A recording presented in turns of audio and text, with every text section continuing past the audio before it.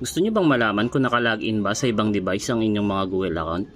Importante na malaman po ninyo kung naka-login ba sa ibang devices yung inyong mga Google account para po maiwasan na mag-leak yung inyong mga personal information.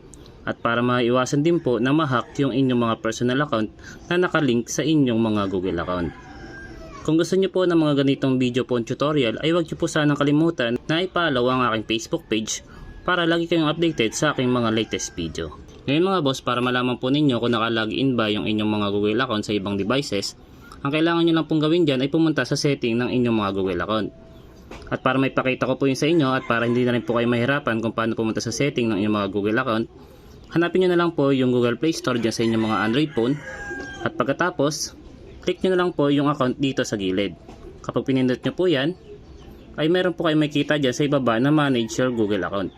Pindutin nyo lang po yan at mapupunta na po kayo sa settings ng inyong mga Google account. Ngayon mga boss, para ma-check nyo po kung naka-login ba sa ibang devices yung inyong mga Google account, ang kailangan nyo lang pong gawin dyan mga boss ay pumunta lang po sa security ng inyong mga Google account. I-swipe left nyo lang po ito at dito nyo na po makikita yung security ng inyong mga Google account.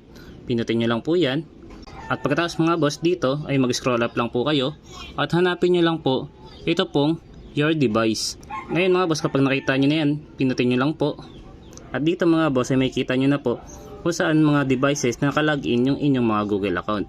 Ngayon mga boss, kapag meron po kayo dito nakita na ibang devices na hindi nyo po pagmamayari, ay i-log out nyo na po yan kaagad. At pagkatapos ay magpalit na po kayo ng inyong mga password. So sana po ay makatulong po sa inyo ang video na ginawa ko. At kung nagustuhan mo naman ang video na ito ay isang thumbs up lang at thank you comment, ay masaya na ako. Share nyo din po sa iba baka po makatulong. Maraming salamat mga boss.